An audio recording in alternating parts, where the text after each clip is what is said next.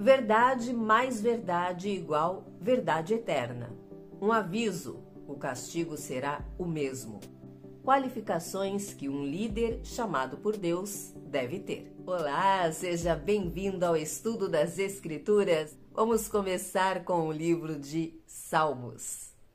A letra do alfabeto hoje é Resh e o tema abordado na sessão é vivificado ao longo da jornada.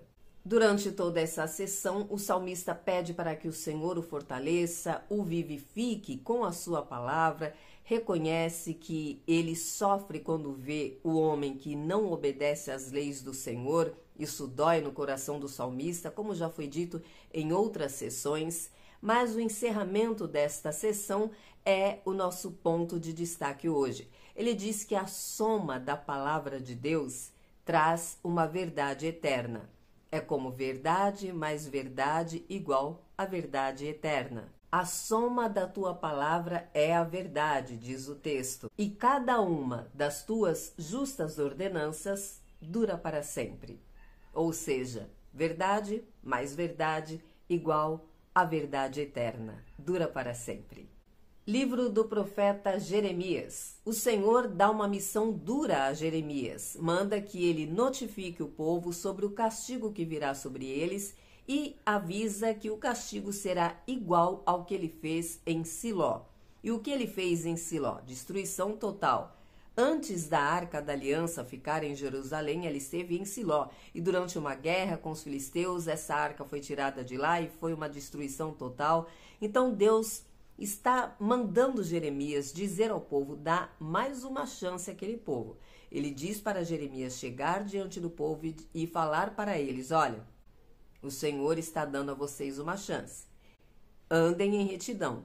Se vocês mudarem o caminho de vocês, Deus vai se arrepender do que ele tem para fazer contra vocês. Se vocês não se arrependerem, ele vai dar a vocês o mesmo castigo que ele deu a Siló. Deus, em sua longanimidade, dando mais uma oportunidade ao povo. Ele diz a Jeremias, vá e diga exatamente essas palavras. Pode ser que eles se arrependam, volte dos seus maus caminhos, e então eu tirarei de sobre eles o castigo. Eu vou voltar atrás e não farei o que estou prometendo que faria. Então, será que Deus não sabia o que o povo iria fazer? Sempre soube, nada foge do controle de Deus. Mas Deus está ali mostrando a sua misericórdia, o seu poder, dando àquele povo a chance de se arrepender.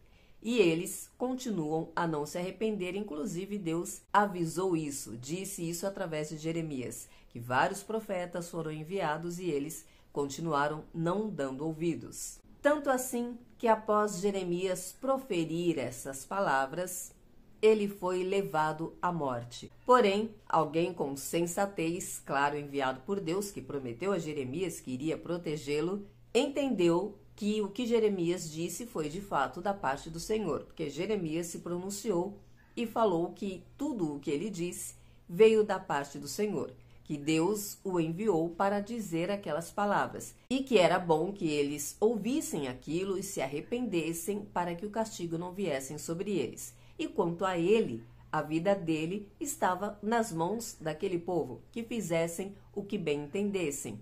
Portanto, que ficasse claro que eles iriam matar alguém inocente e isso certamente seria cobrado deles. Jeremias não temeu por sua vida, o propósito dele era obedecer o que Deus mandou. Mas então, ao ouvirem o que Jeremias disse, que ele era inocente, houve então uma reunião ali mesmo naquele local e decidiram não matar Jeremias. Alguém lembrou que um tempo antes o profeta Miqueias proferiu sentenças iguais contra o povo de Deus no governo de Ezequias. E ele teve a vida poupada porque entendeu-se que o que ele estava falando vinha da parte de Deus. E esta pessoa teve a clareza de dizer, se nós fizermos mal contra Jeremias, traremos maldição sobre nós. E então assim a vida de Jeremias foi poupada. Mas Jeremias tem algo ainda a dizer. Ele fala da parte do Senhor, mais uma vez, agora acerca da submissão ao rei da Babilônia. Havia na ocasião alguns profetas que vinham dizendo, convencendo o povo de que não deveriam se submeter ao rei da Babilônia, dizendo que Deus os protegeria, os daria livramento. Então Deus mandou Jeremias dizer que era o contrário, que todo mundo deveria se submeter ao rei da Babilônia. Deus disse que ele criou todas as coisas, tudo o que há na terra, homens, mulheres, tudo o que existe, ele criou, tudo pertence a ele, e ele, sendo dono de tudo, escolheu dar tudo para o rei da Babilônia. E assim, qualquer pessoa, qualquer nação que se recusasse a se submeter ao rei da Babilônia, sendo esta uma ordem, um propósito de Deus, esta pessoa ou esta nação sofreria as consequências. Todos deveriam se submeter ao rei da Babilônia, e chegaria o tempo de que o rei da Babilônia também pagaria por tudo que fez. Mas agora a ordem era se submeter. Então ele reforça: não dê ouvidos aos profetas que estão dizendo que é para você não se submeter que eu os darei livramento. Eu não vou dar livramento, ao contrário, quem não se submeter vai pagar por isso. Avise isso a todos os reis, fale para o rei do norte, para o rei do sul. Todos devem se submeter. Quanto aos utensílios da casa do Senhor, preciosíssimos, Deus falou inclusive deles, que não se preocupassem, que era para submeter tudo ao rei da Babilônia, que chegaria o dia que, quando o Senhor se voltasse contra o rei da Babilônia, Deus iria restituir o seu povo. Aqueles que obedeceram, que ouviram a voz de Deus e se submeteram ao rei da Babilônia, iria ser restituído, voltaria para a sua terra, e os utensílios também seriam devolvidos. E isso, quando lemos a história, vimos que de fato aconteceu. Vimos nos livros anteriores que o povo que obedeceu essa ordem, que realmente se submeteu ao rei da Babilônia, assim como Deus prometeu nesse texto de hoje de Jeremias, teve sua vida preservada. Eles ficaram na terra reservada a eles, embora cativos, mas tocaram suas vidas, adquiriram bens, tanto assim que, quando foi para voltar para sua terra, alguns escolheram ficar, como o profeta Daniel, como a rainha Esther, porque foram bem-sucedidos na Babilônia. Então, o que Deus está falando no texto de hoje de Jeremias é a verdade.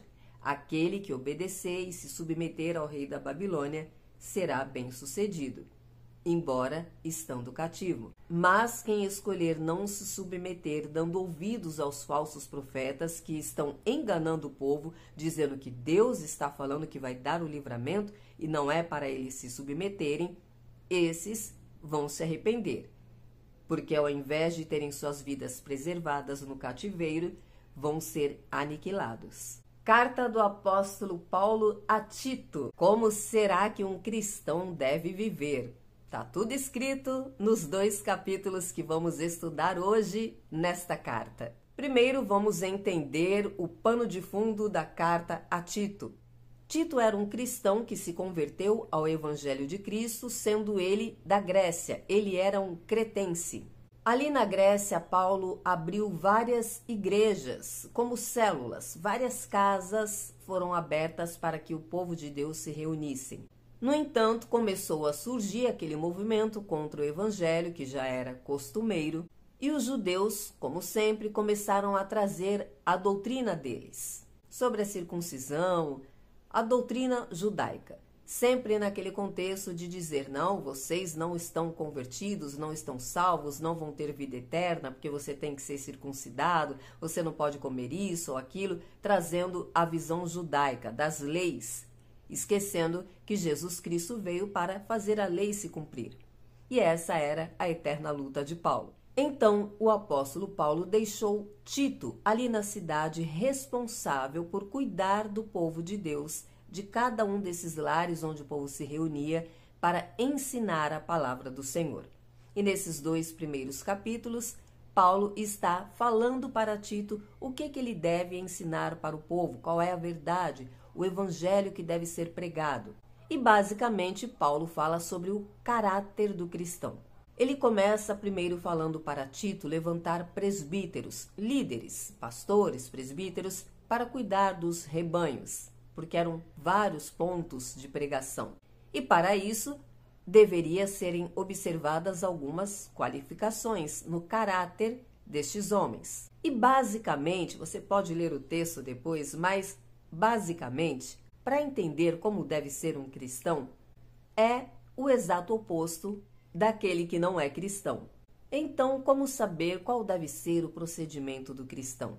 Veja se o que você, como cristão, está fazendo é igual ao que alguém que não é cristão está fazendo. Se for igual, você está errado. Mas vamos citar alguns exemplos que está no texto de hoje. Não deve ser dado a briga, a encrenca, a bebedeira, ao mau caratismo, à ignorância. Deve ser sóbrio, justo, hospitaleiro, amável. Primeiro, Paulo fala que todo presbítero deve ter essas qualificações e deve saber liderar a sua casa. Ele deve ser líder da sua família. Não tem como liderar um rebanho, o povo de Deus, sem sequer saber liderar a sua casa. Ele também deve saber manusear a palavra de Deus, conhecer a palavra de Deus, deve ter conhecimento da sã doutrina. Paulo estrategicamente citou um filósofo cretense muito conceituado entre aquele povo, e esse próprio filósofo disse que os cretenses eram mentirosos. São sempre mentirosos, preguiçosos, animais ferozes e glutões. O próprio filósofo deles disse isso. Paulo citou este exemplo e orientou a Tito a conduzir o povo de Deus a andar de forma oposta a isso, a ensinar os cretenses, já que ele estava lidando com pessoas nascidas e criadas naquela cidade que tinham esta visão, esse entendimento, este olhar para a vida. Paulo então traz um novo olhar, um olhar transformado pelo Evangelho de Cristo, para ser o oposto disso. Ao invés de mentir, fale a verdade. Ao invés de ser preguiçoso, seja trabalhador. Faça o oposto do mundo. Não à toa, o cristão é tido na Bíblia como luz do mundo e sal da terra. Onde está escuro, o cristão ilumina.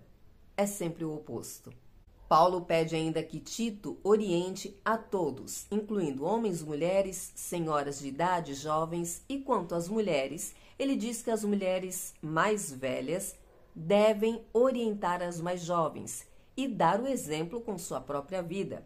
Elas não devem ser adeptas da falácia, da fofoca, a famosa fofoca, não devem ser dadas ao vinho, devem ensinar as mulheres mais jovens a serem submissas aos seus maridos, a cuidarem do lar, devem ser mulheres que zelam pelo bem-estar da casa, cuidam do lar, cuidam da família, são idôneas, não estão em roda de conversa, elas devem dar o exemplo e ensinar as mais jovens a fazer a mesma coisa. O cristão também deve ter uma linguagem sadia, irrepreensível. E Paulo diz o motivo, ele diz a Tito que é para que não tenhamos do que se envergonhar, para que os nossos opositores não tenham o que nos apontar. Paulo diz o mesmo acerca das mulheres, quando ele está falando para orientar as mulheres mais velhas a andar de uma forma digna, a dar exemplo para as mais jovens, ele diz que é preciso andar desta forma para não causar vergonha,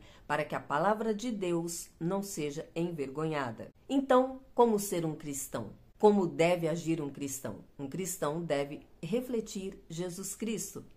Deve andar exatamente como as Escrituras mandam andar. É algo que é constante, é uma luta constante. A própria Bíblia diz que jamais haverá um homem perfeito na terra.